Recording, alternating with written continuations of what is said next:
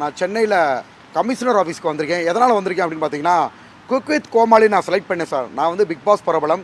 Big Boss season 9ல் வந்து ஒரு பிரபல போட்டியாளராக இருந்து நான் மக்கள் செல்வாக்கோட இருந்து வந்தேன். இதனால் வந்து பார்த்தீங்கன்னா, குக் வித் கோமாளி எனக்கு வாய்ப்பு கிடச்சிச்சு. குக் வித் கோமாளி வந்து பார்த்தீங்கன்னா, ஏப்ரல் 10ஆம் தேதி ஷூட்டிங்காக அழைப்பின் பேரில் நான் வந்தேன். வந்த இடத்துல வந்து பார்த்தீங்கன்னா, கானா வினோத் என்ற நபர் என்னை பற்றியும் என் குடும்பத்தை பற்றியும் ரொம்ப தரைக்குறமாகவும் அசிங்கமாகவும் பேசினார். அதுக்கு நான் எதிர்ப்பு தெரிவித்தப்ப புகழ், கானா வினோத் அதுக்கப்புறம் புகழ் கூட ஹெல்ப்புக்கு ஒரு பையன் வந்தார், ஜிம்பாய் மாதிரி. அவங்க 3 பேர் சேர்ந்து என்னை தாக்கி அடித்தாங்க.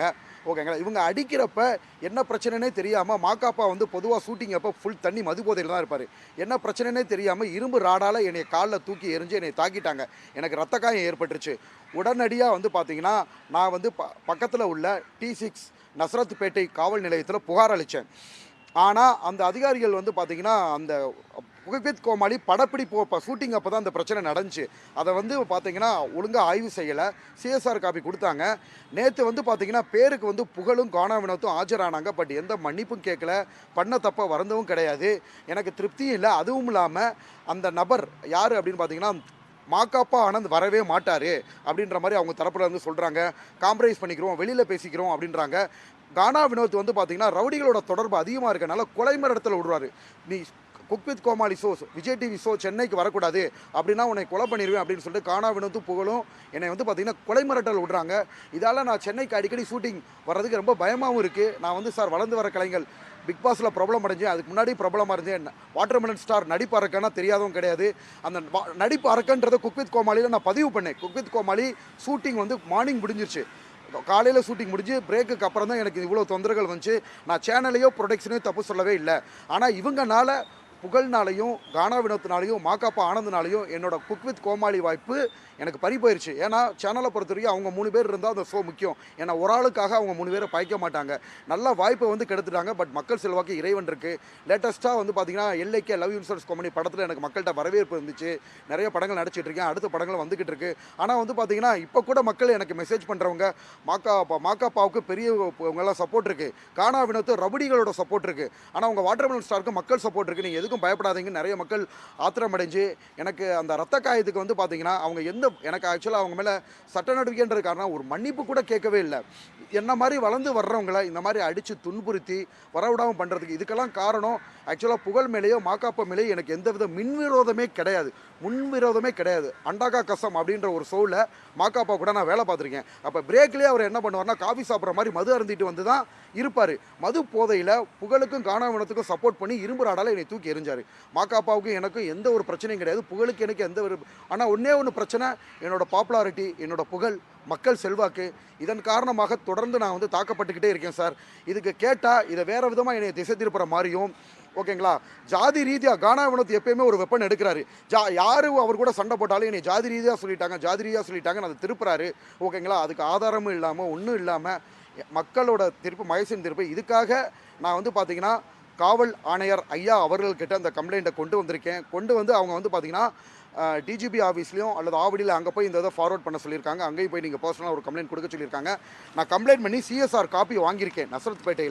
நஸ்ரத்பேட்டையில் வந்து கம்ப்ளைண்ட் பண்ணி சிஎஸ்ஆர் காப்பி வாங்கியிருக்கேன். எனக்கு வந்து என்னோடய உயிருக்கு பயமாக இருக்குது. அந்த சார் அந்த கேமரா இருக்குது சார், படப்பிடிப்பின் ஷூட்டிங் அப்போ தான் நடந்துச்சு. அவங்க விசாரணையின் போது வந்துட்டு பிரேக்கில் நடந்துன்னு சொல்கிறாங்க. பிரேக்குக்கு எனக்கு தனியாக ரூம் கொடுத்துருந்தாங்க. நான் சாப்பிட்டு முடிச்சுட்டேன். பாதி ஆஃப் டே ஷூட்டிங் போயிடுச்சு. ஆஃப் டே ஷூட்டிங் போனதுக்கப்புறம் படப்பிடிப்பின் போது தான், ஷூட்டிங் அப்போ தான் அந்த பிரச்சனை நடந்துச்சு. அந்த கேமராவை ஆய்வு பண்ண சொன்னால் அந்த ஆய்வாளர் வந்து ஃபஸ்ட்டு நியாயமாக பேசினார். காலையில் அவங்க சேனல்லேருந்து இன்ஃப்ளூயன்ஸ் பண்ணுறாங்க சார். அதாவது மாக்காப்பா தரப்புலேருந்து நிறைய ஆட்கள் வந்து சமாதானம்னு சொல்கிறாங்களே தவிர அவர் காவல் நிலையத்துக்கு வரமாட்டாராம் பண்ணாரா, வெளியில் எங்கேயாவது மீட் பண்ணிக்கிறோம் சமாதானம்ன்றாங்க. ஏன் காவல் நிலையத்தில் முன்னாடி வந்து அவர் ஒரு மன்னிப்பு கேட்டால் நான் வந்து பெருசாக்கணும்னு நினைக்கல. நான் கேட்டது ஒரு சாதாரண மன்னிப்பு தான். வெளியில் வந்து மன்னிப்பு கேட்டுக்கிறோம். நான் கேட்டேன், மாக்காப்பா ஒரு சாதாரண ஆங்கர் தானே. மக்கள் முன்னாடி அவர் என்ன பண்ணுறாரு, ஆங்கர் பண்ணுறன்ற பேரில் டபுள் மீனிங்கில் ஆபாசமாக பேசி தானே வந்தார். நான் ஒரு புனிதமான தொழில் தானே பார்க்குறேன். நான் ஒரு மருத்துவர் தானே, ஃபிசியோதெரபி மருத்துவர் தானே, பக்கவாதவங்களை தானே ஹேண்டில் பண்ணுறேன். ஸோ நான் ஒன்றும் தரம் குறைஞ்ச ஆள் இல்லை. அப்போ என்கிட்ட வந்து ஒரு மன்னிப்பு, அவர் பண்ணது தப்பு, மது போதையில் ராடு எடுத்து எரிஞ்சார், வெளியில் வந்து மன்னிப்பு கேட்டுக்கலாம்ன்ற மாதிரி அவங்க ஸ்டேட்மெண்ட் எடுத்து வைக்கிறாங்க சார். அந்த படப்பிடிப்பின் காட்சிகளை இப்போ சேனல் விருப்பப்பட்டால் தானே கொடுப்பாங்க. என்னால் தனிப்பட்ட முறையில் நான் போய் கேட்டு வாங்க முடியாது இல்லையா.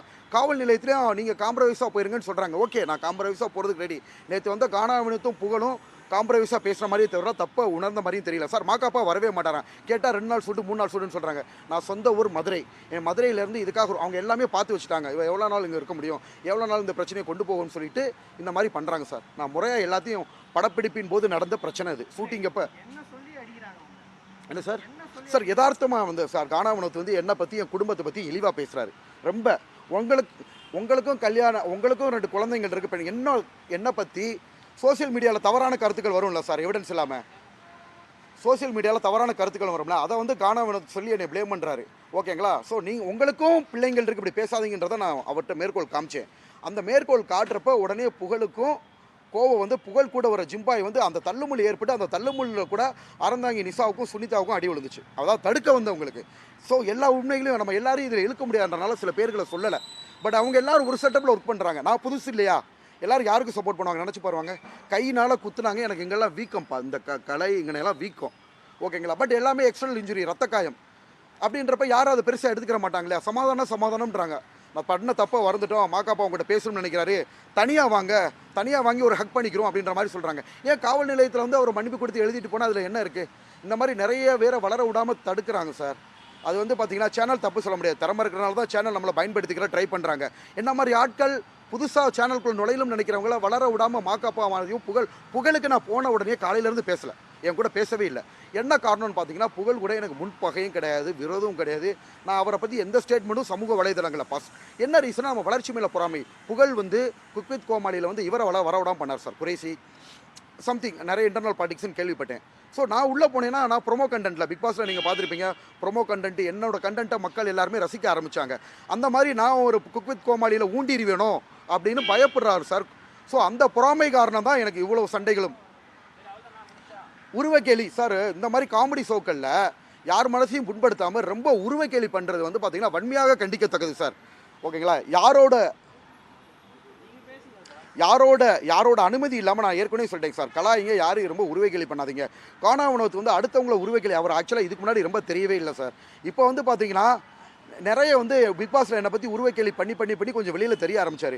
அதே குக் வித் கோமாளி ஷோவில் அதே மாதிரியே ட்ரை பண்ணார் சார். அதுக்கு நான் பொறுமையாக போனேன். என்னை பற்றி பேசுகிறான், என் குடும்பத்தை பற்றியும் என்னோட பொது வாழ்க்கையை பற்றியும் தவறாக பேசுகிறாங்க.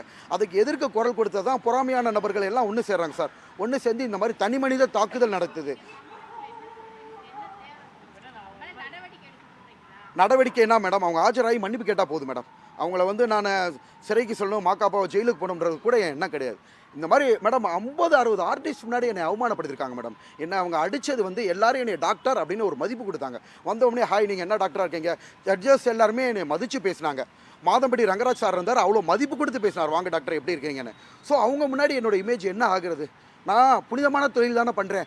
அது மட்டும் இல்லாமல் சார் மாக்காப்பா மாதிரி புகழ் மாதிரி சமுதாய ஊடகங்களில் நான் விளம்பரம் பண்ணி பெய்டு ப்ரொமோஷன் பண்ணி சம்பாதிக்கலை.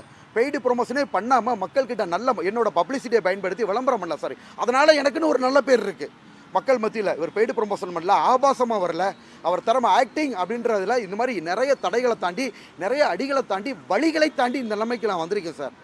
அப்படி இருக்கிறப்ப என்ன இவ்வளோ பேர் முன்னாடி அவமானப்படுத்தினால மக்களுக்கு தெரியிட்டு உன்னோட ஒரிஜினல் முகம், நீ டீ சாப்பிட்ற மாதிரி இன்டர்வியூவில் போய் தண்ணி அடிச்சுட்டு வந்து மது போதையில் தெரியாமல் ஒரு இரும்பராடை வச்சு ஒரு படித்த மருத்துவரை சார் ஊடகத்தோட க்ளோஸ் கான்டாக்டில் இருக்கேன், நான் மக்களோட க்ளோஸ் தொடர்பில் இருக்கேன், என்னையவே அடித்தாங்கன்னா இது மாதிரி எத்தனை பேருக்கு நடக்கும்? நல்ல ஒரு ஆங்கராக இருக்கிற மாக்காப்பா நல்லது கெட்டது விசாரிக்கணும்ல.